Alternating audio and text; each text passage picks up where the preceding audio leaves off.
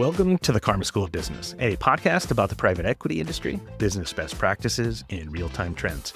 I'm Sean Mooney, Blue Wave's founder and CEO. Today, we have a feed drop. In today's episode, we're sharing a really awesome conversation from our sister podcast, Best But Never Final. In this discussion, Lloyd Metz from ICV Partners, Doug McCormick from HCI Equity, and I unpack the ins and out of private equity board meetings. We're talking about the why, the how, the what, how to set the agenda, build strategy, and drive real value between these sessions so they're not just readouts, they're something that strategically adds value. Whether you're a board member, a portfolio company CEO, or an investor looking to really make impact on these meetings, you'll walk away with some clear practical tips that make your board meetings more strategically advantageous to you, not just a routine check-in. Enjoy. It is great to be back here for another episode with Lloyd and Doug. Doug and Lloyd, how are you guys? Good. Good, sir. Good to see you, Sean. Good to see you, Doug. It's been a while, so we're happy to have the band back again. And Doug, Lloyd, and I were talking about what would be something that we haven't talked about yet that's really a core feature of the private equity industry. And one thing we talked about was board meetings. Whoa, that's what we're doing today? Oh, goodness. Like riveting. It's a super important topic. It's one that I think particularly as like an entrepreneur, you're always wondering like, why do I even need to have them? If I do have them, how do I make it a good use of my time versus like spending tons of hours putting a 100-page deck together? First of all, your deck should not be 100 pages. Let's start with that. I love it. Just wait them out. The weight test is easy. Brevity is hard. Yes, that is true. We'll get to that. We'll get to that for sure. Maybe the way we'll structure stuff, if you guys agree, is we'll talk about kind of why you have them, like who's on them, how do you make them valuable? And then for those of our listeners who really want more of like the tactics, like how many do you do a week or a month or a year? What are your committees? How long they last? We're going to do that at the end. So if you want some of the basics first, they'll be timestamped in the notes. And I say just jump to the end and then come back. But let's go to, rather than starting with the broccoli, let's go with the broccoli with cheese on it and take the cheese part of it forward. And so this is the good part you're telling me. Yeah, the good part. Okay, the good part. We're going to start with the cheese part of the meal here. And so let's jump into it. Doug, to get us set up here, what are your objectives for your board meetings? Like, why do you have them? As private equity folks, don't you really just have your board meetings every week? So I'm going to take a step back and go back to some of the other conversations we've had about how private equity is increasingly focused on value creation over the life cycle of their investment. That's point one. Point two is, by definition, we all say we're getting into these businesses with an expected exit that generally people think about as a 5-year kind of timeline.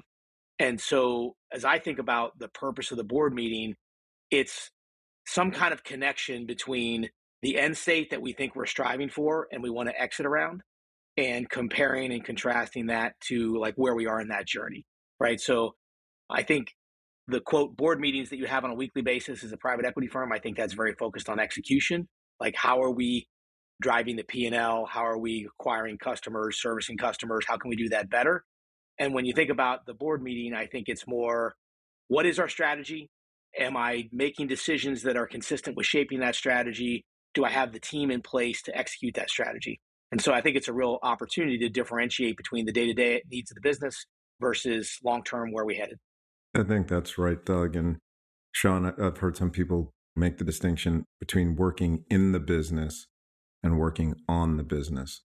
A board of directors helps that founder, CEO work on the business and think about this year, next year, 2-3 years from now, where should we be headed? How should we get there? What resources and action do we need to take today or next quarter to set us up for 2 or 3 years from now? And then keeping track of all of that. To me, that's a big part of the board of directors. That's a big part of their role. And Sean, maybe I could add one more thing. I think a lot of the value here is often the benefits associated with preparing.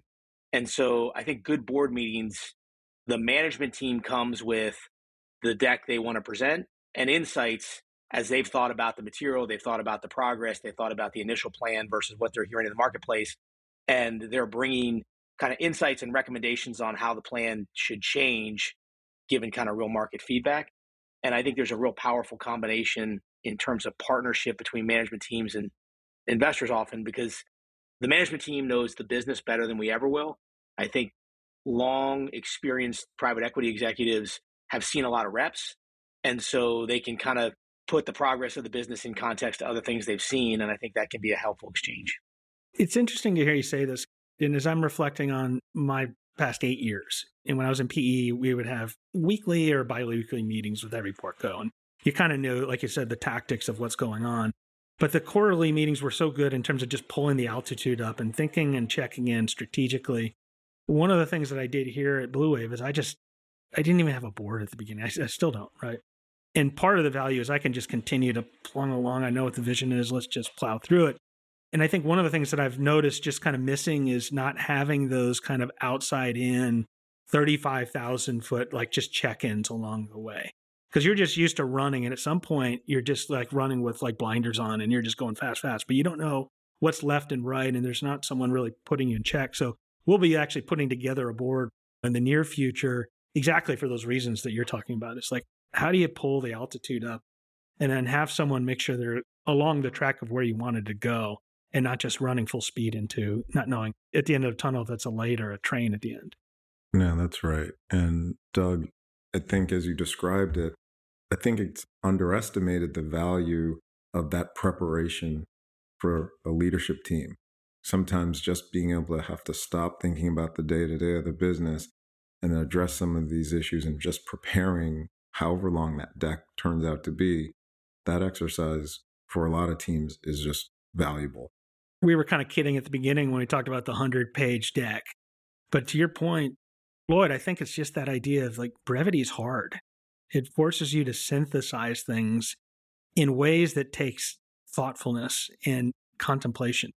And so I think you're once again pointing out a really good thing is like you're really giving your teams the opportunity, not making them to kind of like focus. In addition to just being thoughtful, the process of skinning down that deck also helps you skinny down your own thought process. So oftentimes an individual's thought process or a team's thought process is scattered all over the place. Lots of different issues or dynamics, whether it's accounts, clients, customers, inputs, suppliers, whatever it is, right? And you can easily lose sight of what are the most important things, what are the most important principles, what are the most important aspects of our business model, what are the most important things that are driving value in our business, and being able to distill that down into something shorter, briefer, simpler, actually can drive the value because you're not distracted. You haven't lost sight. That's been some of my experience. I'll take a little bit of a counter here, which is I often struggle with, I think the job of the team is to do three things: kind of aggregate what is happening so they can tell the cogent story, fully educate the board with all of the relevant details. So when you get feedback, it's based on the relevant issues, and then have a recommendation given those first two. And so I often struggle with, I want brevity in terms of recommendation, but I want to be fully educated in all of the details that got people to the recommendation. So sometimes that's a read ahead. There's a lot of ways to navigate it, but I find that the preparation is extensive, both for the team preparing it, but also board members to come in fully educated so we're not spending time level setting to get everybody to the same set of assumptions. That's a great point. And Sean, at the risk of messing with the broccoli, even though we're supposed to be in the cheese phase of the conversation, I've seen some good examples in boards where that pre-read, that detail, that full informed pool of information or numbers is in a read ahead and or an appendix. And you deal with that separately. And the expectation is the board members read that in advance of the meeting. So you can go nerd out if you want to and crawl into the details of whatever it is you care about. But the discussion in the board meeting is at a higher level, different level. That's a good way of tackling it, I've found. I really like that nuance. It's up to the management team to be thoughtful about what matters, and also have the ability to go deep on things and be prepared for that. But B, the thing that I think was also a really good point is the other board members have to prepare as well, so that those precious few hours where you're all bringing together are as useful and valuable as possible. Yeah, and I think you mentioned that a lot of times, so the PE guys are interacting with the team very frequently. Sometimes independents are not.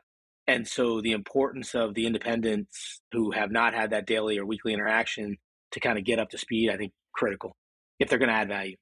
Let's talk a little bit about that. So you mentioned independence. So who is typically on your boards? Lloyd and Doug, what are the types of people, the seniority levels, the numbers of people that are comprised on the boards typically for a portco?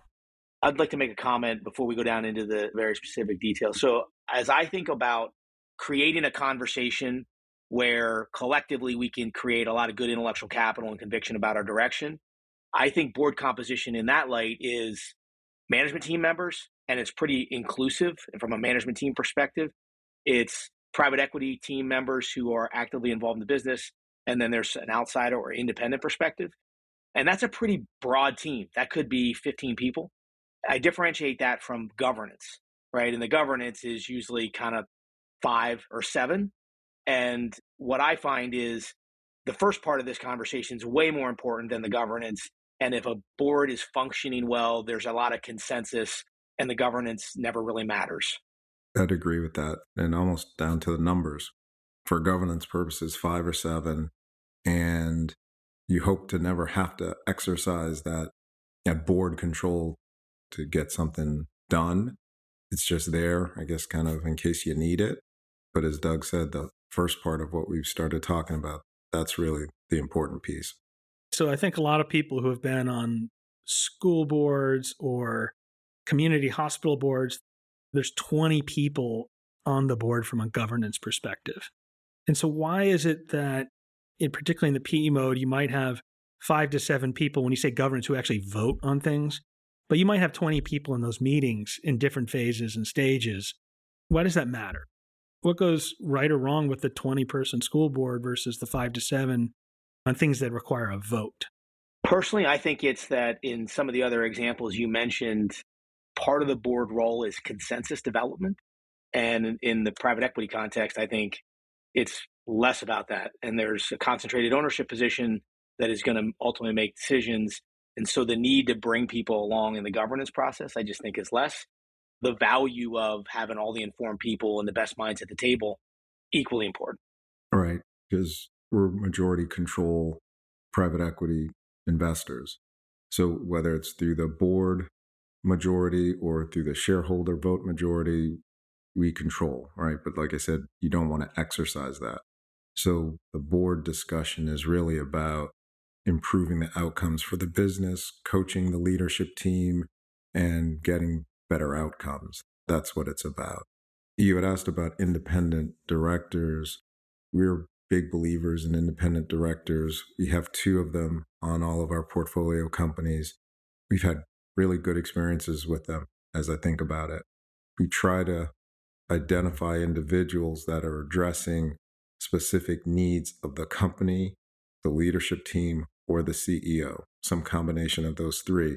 What do they need? And sometimes it has to do with the industry, but oftentimes it doesn't. It may have to do with what does that CEO need going forward, right? In terms of scaling and growth.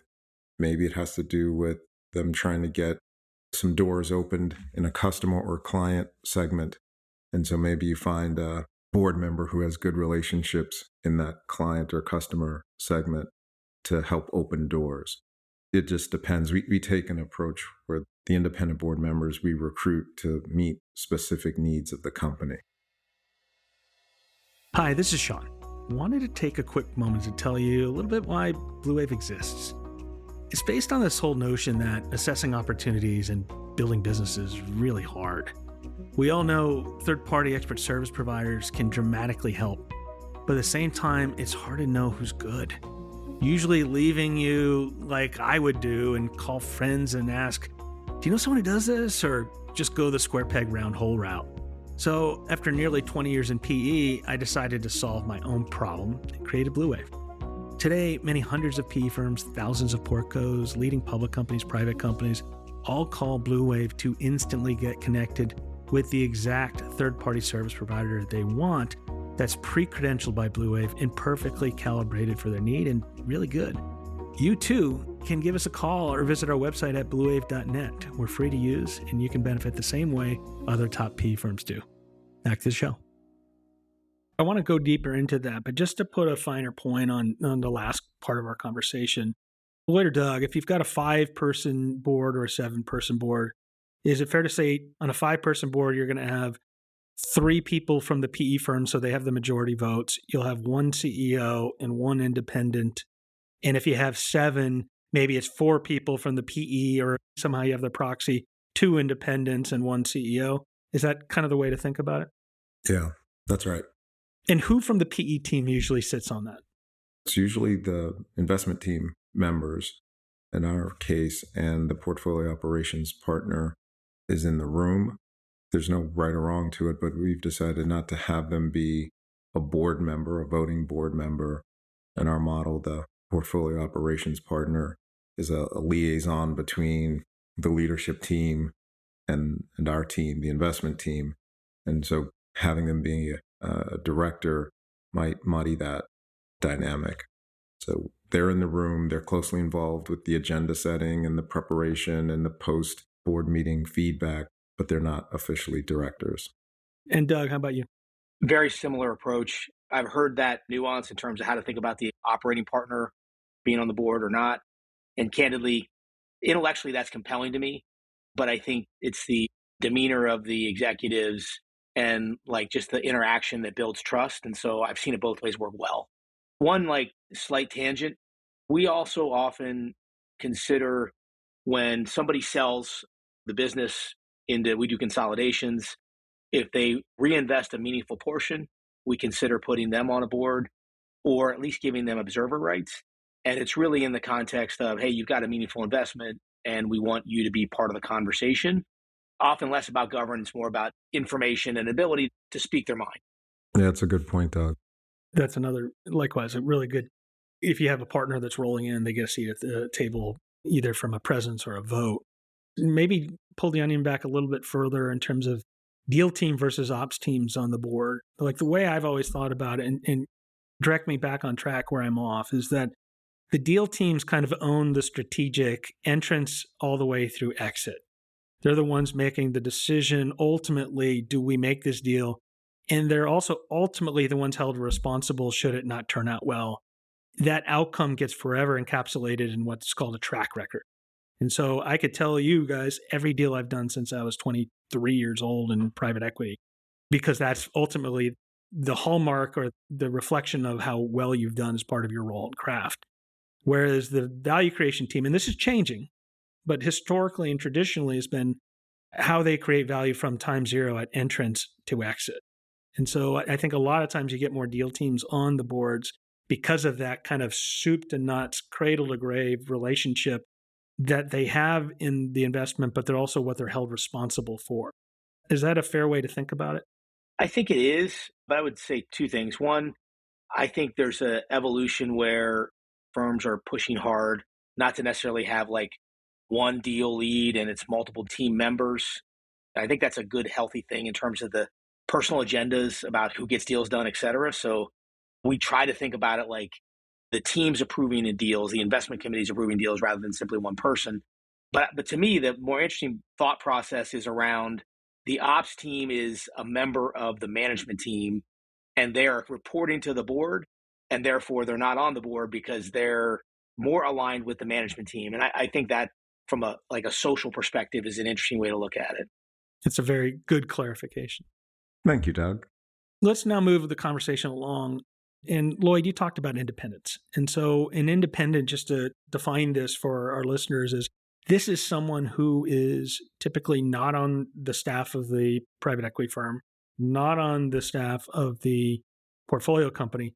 This is a truly independent person who has some sort of value-added role in an ecosystem or area of expertise that matters to a portfolio company.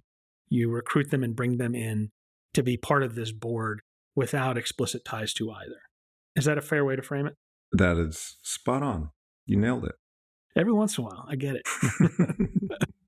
Lloyd, let's pick back our conversation. So you talked about how you bring in two, and the roles may vary depending on the use case. So maybe peel that back a little bit. Like, how did you get to the point like, oh, we're going to bring in a couple of these independents? And what do you see kind of that value within the kind of the strategic approach you all take at ICV? I'll use one of our portfolio companies as an example, a private small partnership that has aspirations to grow and to expand. That was a big part of their ambitions. From our diligence, we also identified the fact that they aren't particularly as well known as they ought to be. There's a disconnect between the type of work that they do, the quality of the work that they do, and how much awareness there is in the marketplace. So we recruited two types of independent board members. One was the former vice chair of an executive search firm, was in a leadership position at that executive search firm from when they were a relatively small private partnership through multi-decade growth to ultimately becoming a publicly traded company, and understanding what sort of culture change you need to push and advance to go from that private partnership to a larger enterprise. So that board member and our plan is intended to guide and coach the leaders of this company as they talk about expanding globally, expanding the ranks of the partnership, and what do you need to be mindful of to make sure the culture holds the good parts, and then some of the parts you might want to move away from. How do you handle that? The other board member we recruited was the chief marketing officer of a company that was sort of not a direct competitor, but in an adjacent space with a competitive set of products. So enough of an understanding of their business, but really understands how do you market in a B2B context. And so that person was brought on the board because that addressed the issue we identified in diligence that they need to address. So one is kind of your been there, done that, river guide, ghost of Christmas future kind of person for your CEO to kind of say, here's how we're going to navigate this like transformation well. And the other one is like, here's how we're going to pull forward part of the business, the go-to-market that is part of the overall strategy. That's right. So you kind of have something a little more actionable and tactical and something much more strategic, and together they're kind of thunder and lightning. Correct. And the view is when that leadership team, when that CEO is trying to figure out what the heck is Lloyd saying at the board meeting, or they're like, I know we need to do this, but I don't know where to start. You can call that board member who was the former vice chair, who's like been there, done that, right? That's a resource for you. It's almost like an executive coach is how we intended it to be. Like, don't be shy. Don't feel like you always have to report out to that person. They're retired. They don't want your job. They have grandkids. Use them as a resource and tap into some of that experience and wisdom. Great. I want to go a little bit more into kind of like the role that these independents are playing. But before we get there, Doug, why don't you walk us through kind of similarly how you think about the roles and how you're using them kind of practically? I think it's pretty similar to how Lloyd thought about it. I mean, we're usually adding an independent for one of three insights. One is the market. The second is similar consolidation in a like market, where they're bringing the experience of how to put businesses together, how to think about integrating, how to think about scaling. And then I do think this role of, I've worked with HCI before, I've worked with ICV before, so I understand what they're saying, and I can be a bridge to like help the two different organizations get aligned. And I think one of the things that implies independence truly is independence, right? Like, so just because we have a history with them doesn't mean that they're not going to disagree with us, doesn't mean they're not going to be vocal about their opinions. And I think that you've also got to give them unfettered access to the team. So we actually, to make it valuable, we want them to be having a really tight relationship with the team and to be able to feel like they can go wherever they want to go to get insights and drive conviction. And maybe before we get to, for each of you, a conversation about how they kind of interact, before we go there, what I'd love to hear from both of you is, when you're at the very beginning, how do you frame the roles and kind of set the objectives for each of them in terms of what you want them to accomplish in the role you want them to play? I just tell them directly. So in the course of the recruitment of an outside director, you tell them where the company is and the situation it's in, or what you think if it's at the beginning of the investment, what you see as the opportunity, what you see as the needs or blind spots or areas of weakness or whatever in the strategy. What do you think the team needs from a coaching, whatever it is you think, you share that with them and you tell them directly, I would love for you to join the board and help them tackle A, B, C, and D. Or I need you to help them develop confidence about X, Y, or Z. Or I need you to be the counselor, coach to the CEO as they are changing out whatever. You just tell them. I think that's just the best way to go about it. I think it's such an underappreciated process of board formation that you're talking about. It's like, what do you want them to do? And be very clear, just like as if you would tell your CEO what you want them to do, being really upfront at the very beginning versus like, hey, find your way. And I just want to underscore something that Doug said, but you also tell them that you are independent. We're not paying you. The company does. And if you disagree with me, tell me. If you think I screwed some up, tell me. This is true independence of thought and action here. And you do give them unfettered access to the team. Doug, how about you on that topic? Yeah, I'm going to try to answer it a little bit differently in terms of acknowledging that board roles are not full-time roles. And so how do you get that balance of having them create real value, but doing it in a very efficient way? So I have 4 areas, I guess, that I try to push board members in terms of expectations. One is I need you to do an upfront investment to understand the business and the team. So you kind of know what you're getting into. And once you have made that upfront investment, I need to make sure you actually make it a commitment to participate in the meetings.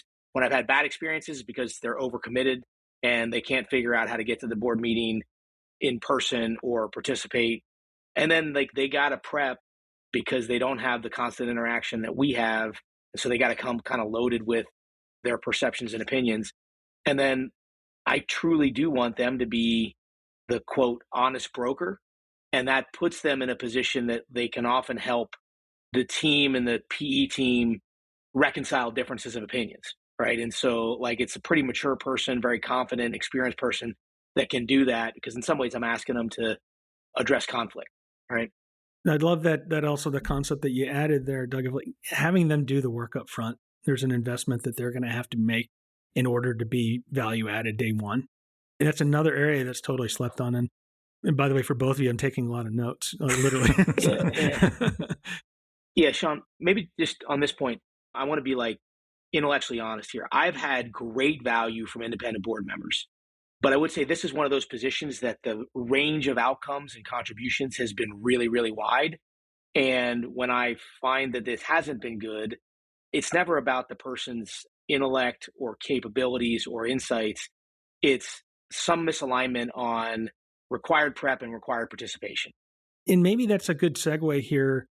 What do you do practically if they're not adding value? You're midstream and they're just not showing up. They're not adding value, but they got a really expensive equity package that vests over time and they're just kind of punching the clock, whether it's their fault or not. Yeah. First of all, I think value can be defined in a lot of different ways. Let's acknowledge that. But if they're not providing value, first of all, it's the cheapest termination you're ever going to have. There's no severance. There's none of the other stuff. So you're just terminating the ongoing incentive package. So I think you're incented to move. And I think you set a really bad expectation and precedent with a team who you're holding accountable at every corner when you're not holding the rest of your team accountable. So I think you got to just acknowledge the miss, make sure your team feels the same way. Maybe they're providing value to the team that you don't see. But if they're not, I think you got to find a new independent. We've taken an approach where we put a term on the directorship. So there's a 2-year term. So it gives you an opportunity to not renew just in the natural course. So that's how we tackle it. Hi, Karma School of Business listeners. Sean here. Wanted to shine another quick spotlight on one of the most important ways PE firms preserve and create value. the private equity industry is one of the most regular users of interim executives. Why? Because these select private equity grade executives can be hugely impactful for saving company value during critical times, accelerating strategic initiatives, and bridging executive transitions that happen to almost any company over time. To this day, many don't know that Blue Wave has turned the interim exec offering on its head and completely made it the way that my friends and I in PE always wished it was. Blue Wave has a dedicated team that does nothing but interview, pre-vet, credentialize, and reference private equity grade groups and people so that we know who you need before you call us. In the case of interims, we have more than 1,000 top interim private equity grade CEOs and CFOs that are ready to be matched for your exact need when you need it. Give us a call or visit our website at bluewave.net, and we can give you excellence and alpha with ease. Back to the show. How often do you view these independent directors as potentially playing a role in the management team of the company in the future? Rarely, if ever, to be honest. Most of the people we've recruited, and this is part of the recruiting spec, they're tired and or professional board members. And if they're not either of those two, and they have a day job, they like their day job, but they have enough flexibility to be able to participate 4 or 5 times a year. So that's generally not the expectation that we have when we're recruiting an outside independent board member. I agree with Lloyd. It's like the job spec for the independent board member is different enough from the CEO spec that we don't expect them to overlap well. And the only caveat to that would be if you had an unexpected departure, somebody got sick and you needed somebody to step in for a couple months while you're in search, I could see that person having the company context and the time to maybe step in on an interim basis, but it's a pretty rare occurrence for us too. That's the only occasion I can think of is when we had an outside board member that was the former CEO of a industry participant competitor to our Portco. They had just left their firm. So the CEO was new to the industry, had developed a relationship with this industry veteran, brought them on the board for that reason. And then unfortunately, the CEO passed away. And so he was able to step in for a few months while we ran a process to find a successor. That's the only time I can think of when an independent board member has come in to actually run the businesses that we've invested in. As I'm channeling kind of the deals I did back in the day, and there's probably 2 times in my career where we did that. And one was a carve out where we kind of got put with kind of a capable line person. We were hoping that person would be able to kind of make the leap into kind of a CEO of a small company rather than a middle manager at a large company. But we weren't going to leave hope to chance. And so we brought in someone who we thought might be able to come in. But that was decidedly our plan B. And the preference was we could wrap resources and coach. It just didn't work. And then the other case was when we had a family business where the CEO explicitly wanted to retire. And this was kind of thought of as almost like a transition plan where we could kind of bring them into the board level and then call in the bullpen a little bit. But that was with the existing CEO's kind of buy-in. And so it's a good way to, I think, frame how these things can happen within the independent. Let's talk about next this whole concept of independent executive chairman. What is that role? Where is it used typically? Why do companies use an independent executive chairman? Doug, have you guys used executive chairman at all at any of your companies? I view it as kind of a transitional position. And so generally I find an executive chairman implies the current team is incomplete in some capacity. So it could be you're navigating a transition and this person is a board member, but is spending 2 to 3 days a week or some kind of relatively active amount of their time supervising the initiatives in waiting while you find the team. Or for whatever reason, the company is either going through a significant ramp or going through a turnaround where you need incremental capacity and you need the ability to kind of react quickly, real time to banks, et cetera. And so I think that can be a role for that kind of position. I find it very rare that we have that role kind of in-house. Yeah, that strikes me much more as a public company application where you have highly diffused ownership, and you need someone to have their hand on the wheel, if you will, and kind of course correct and direct a large board. Whereas if you're talking about 5 or 7 people in a private equity capacity where you all have direct ownership and you're going to be making decisions quite agilely with purposefulness, you don't really need that person in there. In some ways, the private equity firm plays that role. But you know what? Maybe Sean, Doug, we should invite any of our listeners to weigh in. And if they have experience with executive chairs in the lower middle market, drop us a note in LinkedIn and let us know what your experience has been and if we're missing something. Yeah, I think it's a great idea. Before we get to kind of the last kind of tactical part that we foreshadowed, the last kind of meaty topic I'd love to get your thoughts on is some people who've been in bad board situations that maybe aren't structured well would say that these can be long tactical readout sessions with the 100-page deck. And it's more about just kind of saying, here's what happened versus having meaningful time spent on serious topics that matter. And so how do you structure your boards to avoid that potential trap where they're not strategic? It's more of a tactical readout. I got to say, Sean, a lot of it, I think, falls on the chair of the board to set not only the agenda with the CEO, oftentimes, mostly the CEO, but also setting the expectations for what to cover. And you kind of have to be vigilant about it and say no report outs. And so we do that on both ends, actually, of our board meeting. So if I'm chair, I try to get those expectations laid out before the board meeting while we're setting the agenda. And then usually within a week or two after the board meeting, we send feedback from the entire board, bullet points. And oftentimes that's where you will say, hey, can we have less reporting and more discussion? Or don't spend so much time talking about what happened. We read that in the deck. Tell us, what does it mean? What does it mean for this current quarter's performance? Or what does it mean for this current year's performance? Or what does this mean for next year's performance? Just move beyond the reporting and let's talk about what does this mean and why does it matter and what do we do about it? You have to keep beating those points regularly. I agree with Lloyd. So I think it's helpful to have various functional leaders give a state of the union for their function. But if you're not careful, that gets into the 100-page deck and you walk out well-informed, but nobody made decisions. And so forcing clarity on, like, we're going to try to give direction and feedback on 3 or 4 topics. What are those topics up front? So they're spelled out. And the board chair or the CEO driving conclusion on, did we get to that answer? Did we satisfactorily address the points of feedback? And then for me, there are 2 parts of the board meeting that I think are often neglected that I find really valuable.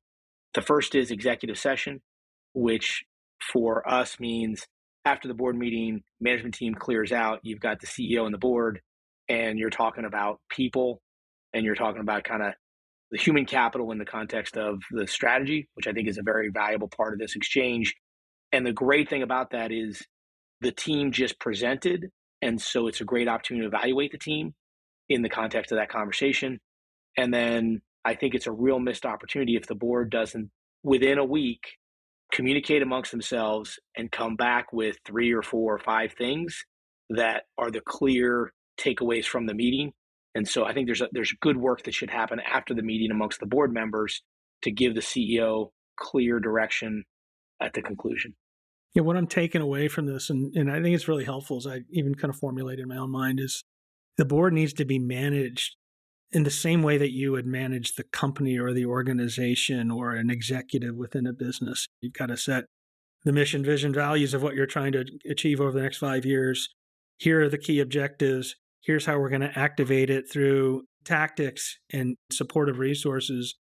And then, as I'm kind of hearing here, also is like, it's constantly going to want to lose calibration. So you got to just keep on kind of forcing it back to being a productive entity, because it's so easy to revert to being kind of a readout if you don't intentionally focus on it. And I think, to be fair to the teams, because it is a lot of work, carving out the time well enough in advance of a board meeting to prepare the deck, as we talked about earlier, it can easily turn into 75 to 100 pages. And then it takes time to boil it down and distill it. In all fairness, that's a good amount of time that pulls these executives off of their day jobs, right? And I think that's often what happens when you wind up with a board meeting that is more of a report out. I usually take that to mean the team just pulled this together relatively recently, and so they're reporting out because this may be the second time that they're hearing it themselves, talking about their particular function or their particular part of the business. But that's hard to find that time for the team to do a good job and be successful in preparing for the board meeting. I know it's not easy.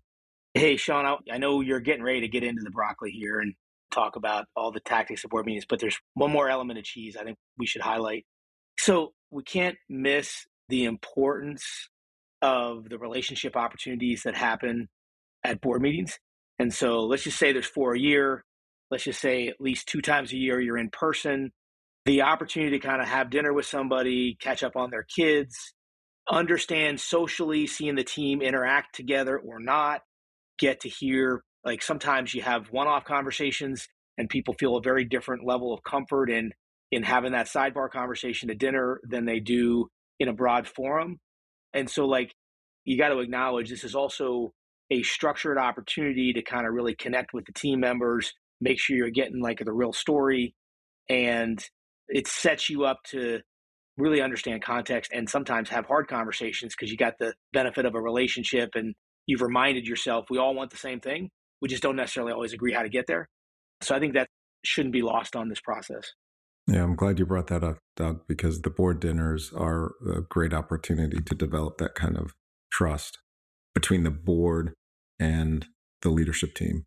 It's another really great call out on like what's one of the most important features here is just kind of not only knowing people from the key objectives that you're pursuing, but also the humanity part of it and how it all symbiotically works really well together when it works well together. So maybe let's move to some of the more tactical parts. And maybe first, what I would suggest is talk about what are the key modules of your board meeting? Like what's included in this board session in terms of what you're going to address? Do you have a formula? Like we're going to talk about historical financial results, key objective, readouts, yada, yada. How do you kind of structure that meeting and what's in it?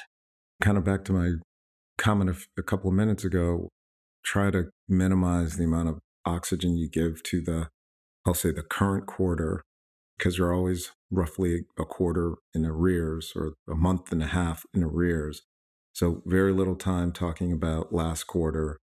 Give more oxygen to what is the current outlook or flash for this quarter and the next quarter. And then how does the rest of the year look? Are we tracking to budget? Are we tracking to beat budget? And then what about next year? When do we start talking about ideas in June that wind up getting work done to vet those ideas in August, September, so that they wind up in the budget come October, November for 2026, right? At some point, you have to start talking about that stuff. Yeah, I think Lloyd and I probably have a similar approach. We end up spending a fair amount of time on financials, but I think you got to understand why. In my mind, the financial discussion really only has implications around how does it accelerate our ability to get to the end state, or how does it constrain our ability to invest in getting to the end state? So like if you can force yourself to keep it up at that high level, otherwise, like I think you can get really bogged down in the financial detail. So again, it's how does that allow me to accelerate investment, or how does that force me to disinvest because I've got to stabilize the business before I can get to my end state? And then I think it's like, what are the strategic things that are happening in the business that support that? And we generally organize those around functional area.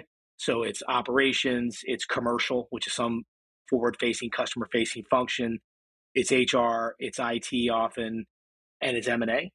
And so we think about it in those functional areas in pursuit of the end state that we've articulated. And Sean, I would add to what Doug said, just a different lens, right? We've talked about value creation a lot of the episodes here.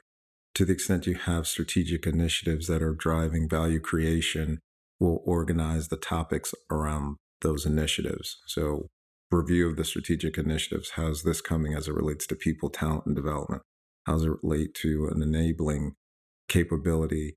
So your ERP implementation or whatever that is.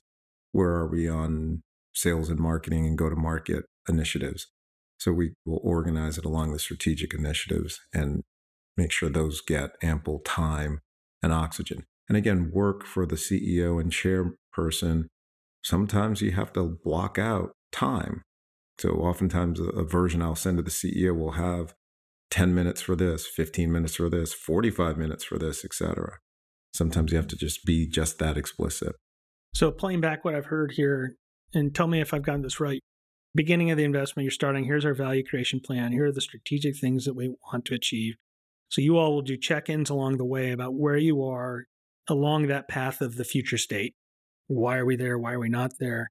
And then you're very detailed looking at your financial performance and less around what happened in the prior quarter and more about what will happen. And then the art of this is how do you then bend space and time such that it's meeting or exceeding your plan and hopefully exceeding.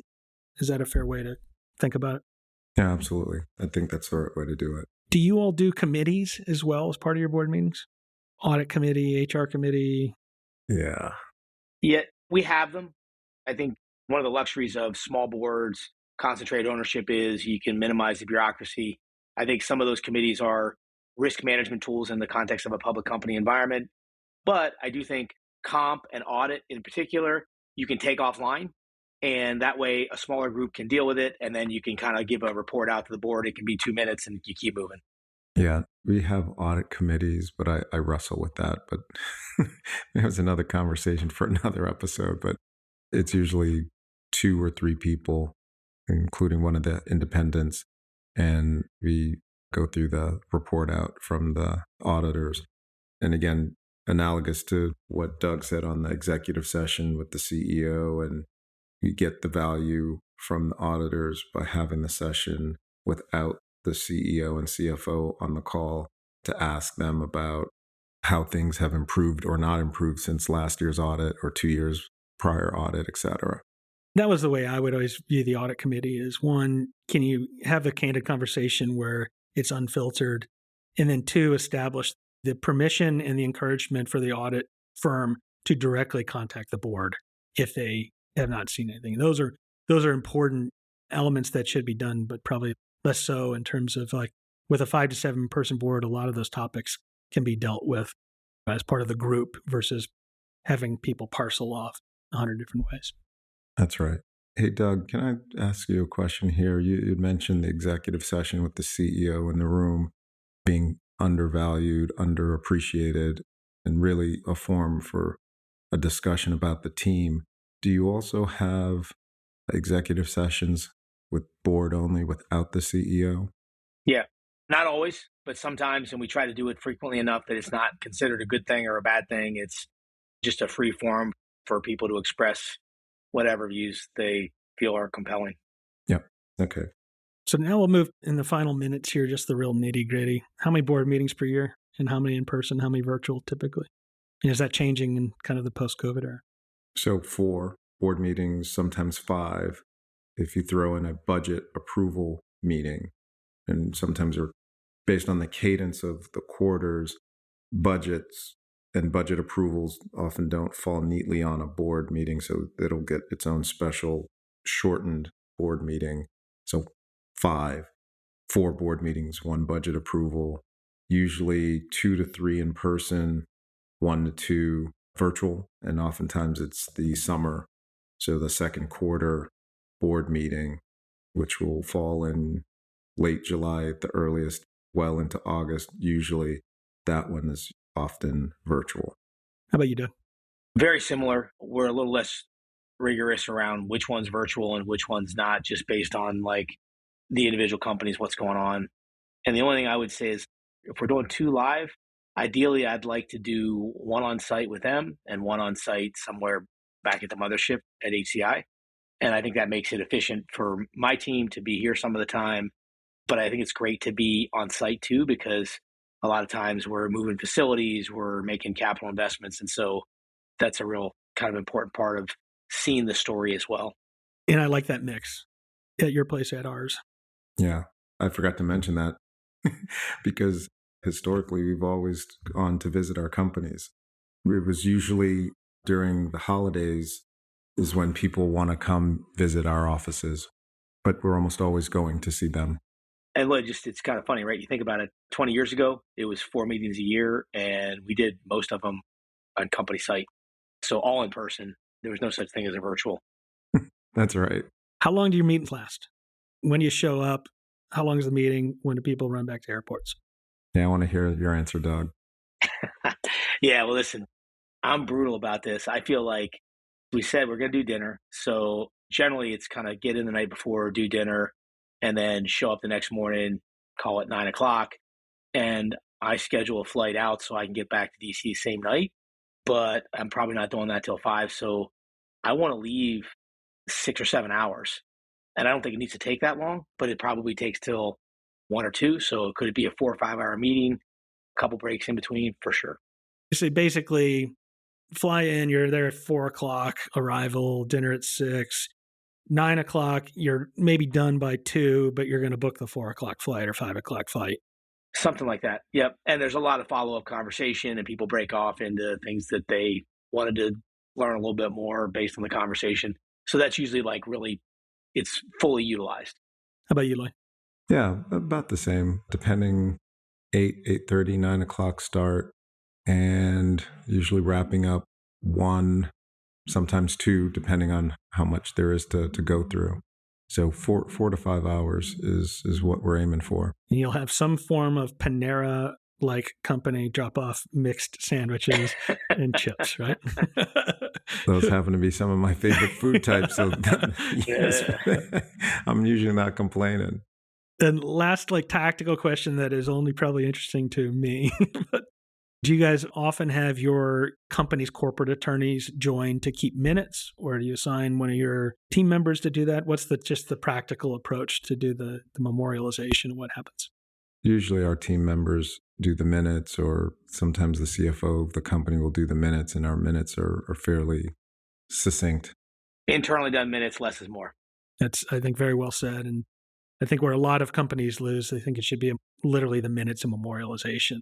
There's a whole variety of reasons why that's not necessarily good practice and good use of time, but that's probably for another episode. I think this has been really helpful, and selfishly, it's extremely helpful for me as I'm getting to the point of reconstituting a board. So I'll probably be calling you guys again after this to get more of the sublines. Anytime, Sean, anytime. You know how to reach me. All right, gentlemen. Well, this is, I think, another great kind of pillar of the private equity way, and really appreciate you all kind of pulling back the curtain and showing it. Appreciate the time. Like the conversation. Thanks, Doug. Thanks, Sean. Fun discussion, guys. Yep. Thank you. That's all we have for today. To listen to more Best But Never Final episodes, follow the link in the episode notes.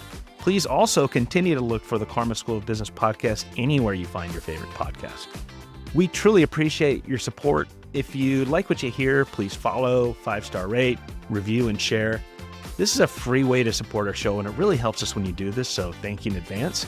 In the meantime, if you want to be connected with the world's best-in-class private equity-grade professional service providers, independent consultants, interim executives that are trusted and deployed by the best business builders in the world, including many hundreds of top PE firms and thousands of portfolio companies, and you can do the same whether or not you're in the PE world, give us a call or visit our website at bluewave.net.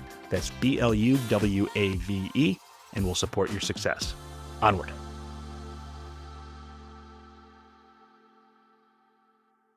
The views and opinions expressed in this program are those of the individuals presenting and do not necessarily reflect the views or positions of any other persons or entities, including those referenced herein. No representations, warranties, financial, legal, tax, or other advice are made herein. Consult your advisors regarding any topics discussed during this episode.